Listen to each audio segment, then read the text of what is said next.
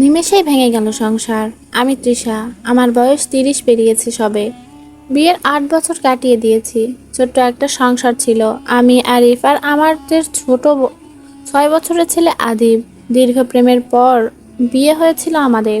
প্রেমটা এতটাই গভীর ছিল যে পরিবারকে বুঝিয়ে অনেক যুদ্ধ করে শেষ পর্যন্ত বিয়ে করি আমরা।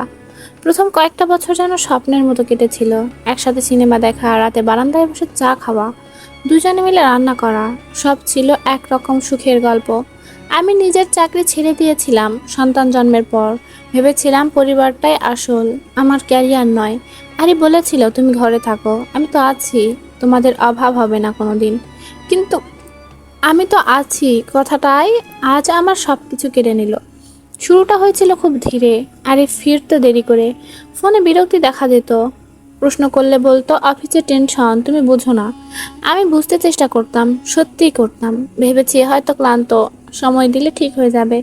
একদিন হঠাৎ করে ফোনে এসএমএস পেলাম, একটা নাম্বার থেকে, খুব ঘনিষ্ঠ ভাষায় লেখা, আজও তোমাকে খুব মিস করছি। আরিফের ফোনেই ছিল মেসেজটা। সে তখন বাথরুমে, হাত কাঁপছিল আমার, মাথা ঝিমঝিম করছিল। তবু অপেক্ষা করলাম সে বের হওয়া পর্যন্ত। জিজ্ঞেস করতে গলা উঁচু করে বলল, তুমি আমার ফোনে হাত দাও কেন? এটা কি কোনো বিশ্বাসের নাম? আমি বলেছিলাম বিশ্বাস তো তখনই থাকে যখন কেউ ভাঙে না। মেসেজটা কি আরিফ? সে বলল, অফিসের এক কলিগ, ওর একটু মানসিক সমস্যা আছে, এমনই লিখে। আমি পাত্তা দিই না।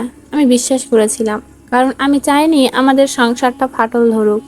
আমি চাইনি আমাদের আদিব বাবা মার ঝগড়া দেখুক। কিন্তু আমি ভুল করেছিলাম। এরপরও ধীরে ধীরে দূরত্ব বাড়তে থাকে। রাতে আমার পাশে থাকলেও সে যেন অনেক দূরে। আমার চোখের দিকে তাকিয়ে কথা বলে না, হঠাৎ হঠাৎ রেগে যায়, নিজের মতো সময় কাটায়। আমি যেন শুধু এক গৃহ পরিচালিকা হয়ে উঠি। একদিন হঠাৎ করে ফোন আসে সন্ধ্যায়, কোনো মেয়ে আমার নাম ধরে বলল, আপনি তৃষা না? আমি সুমনা। আমার সঙ্গে আপনার স্বামীর সম্পর্ক আছে 3 বছর ধরে। আমি এখন অন্তঃসত্ত্বা। মাথায় যেন বাজ পড়ল। গলার আওয়াজ হারিয়ে ফেলেছিলাম তখন। মেয়েটা ঠান্ডা গলায় বলল, আমি জানতাম না ও বিবাহিত। জানার পরে ও আমাকে ছাড়েনি। আমি ওকে ভালোবাসি। আপনি ওর সঙ্গে থাকলে আমি আমার সন্তান নিয়ে কী করব? ফোনটা রেখে দিয়েছিলাম। বুকের ভেতর শুধু ধুকভুক করছিল।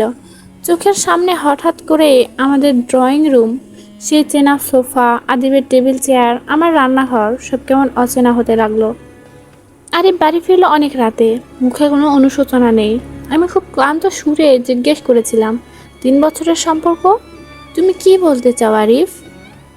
সে চুপ করেছিল, এরপর বলল, তোমার সঙ্গে আমার বোঝাপড়াটা অনেকদিন ধরেই কমে গেছে। আমি সুখ পাইনি। আমি হেসে ফেলেছিলাম তখন, কেমন বিকৃত হাসি। বলেছিলাম, আমি তোমার সন্তানের মা, যে ঘরে তুমি ফিরতে, যার খাবার আমি রাঁধতাম। আমি তোমাকে সুখ দিইনি? আরিফ মাথা নিচু করে বলেছিল, ভালোবাসা জোর করে হয় না তৃষা। আমি সুমনার সঙ্গে থাকতে চাই। সে মুহূর্তেই সব কিছু থেমে শেষ হয়ে গিয়েছিল।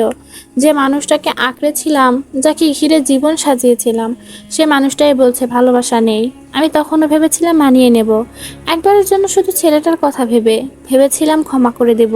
কিন্তু ওর চোখে আমি শুধুই বোঝা হয়ে গিয়েছিলাম। আরিফ স্পষ্ট বলেছিল, তুমি চাও তো আমি মেনে নিই। তুমি ঘরে থাকো আর বাইরেও। আমি পারবো না। 2 দিন পর ডিভোর্স পেপার পাঠিয়ে দিয়েছিল। সব কিছু যেন নিমিষেই ঘটলো। একটা রাতের ঝড়, একটা ফোন কল, আর আমার সংসারটাই ভেঙে গেল। আজ 7 মাস পেরিয়ে গেছে। আমি এখন মা বাবার বাড়িতে থাকি। আদিব আমার সঙ্গে থাকে। ও রাতে ঘুমাতে গেলে মাঝে মাঝে জিজ্ঞেস করে, মা বাবা কবে আসবে? আমি তাকে চোখের পানি লুকিয়ে বলি, বাবা অনেক দূরে চলে গেছে খোকা। এখন তুমি আর আমি, আমরা একে অপরের পৃথিবী। সন্ধ্যায় বারান্দায় বসে চা খেতে খেতে মাঝে মাঝে সেই পুরনো দিনগুলোর কথা মনে পড়ে, যখন আরিফ হাসি মুখে বলতো, মা আমি না থাকলে তুমি কি করবে? আজ আমি সেই প্রশ্নটার উত্তর জানি। আমি আছি, আমি চলছি, আমি লড়ছি আমার সন্তানের জন্য, নিজের জন্য। জীবন থেমে থাকেনি, কিন্তু একটা অংশ আজও কাঁদে প্রেমের কথা মনে পড়লে। ঠান্ডা রাতে যখন একা বিছানায় শুয়ে থাকি, তখন মনে হয় এত সহজে কেউ সংসার ভাঙতে পারে। আজও কোনো কোনো রাতে কাঁদতে কাঁদতে ঘুমিয়ে পড়ি, তবু সকাল হয়, সূর্য ওঠে, আদিব উঠে এসে বলে, মা আজ আমাকে তুমি স্কুলে নিয়ে যাবে না? আমি বলি, নেব তো রাজপুত্র আমার। নিজেকে বুঝিয়ে নিয়েছি, পুরুষ মানুষ যদি একবার ভালোবাসা থেকে ফিরে যায়, তাকে ধরে রাখার অর্থ শুধু নিজের অসম্মান, আমি হারাইনি, আমি শিখেছি, নিজের কাঁধে ভর দিয়ে বাঁচতে শিখেছি। আর আজ কোনো ফোন কল আমাকে কাঁদায় না। আরিফ আর নতুন জীবন আছে, শুনেছি তাদের ঘরে নাকি সন্তান হয়েছে। আমি ঈশ্বরনীত নই, শুধু মাঝে মাঝে ভাবি এত বছর ধরে তৈরি করা একটা সংসার নিমেষেই ভাঙে কিভাবে। অথচ আমি এখনো সেই সন্ধ্যার কথা ভুলতে পারি না। আমি জানালার পর্দা সরিয়ে তাকিয়েছিলাম, আর আরিফ ব্যাগ হাতে বেরিয়ে যাচ্ছিল।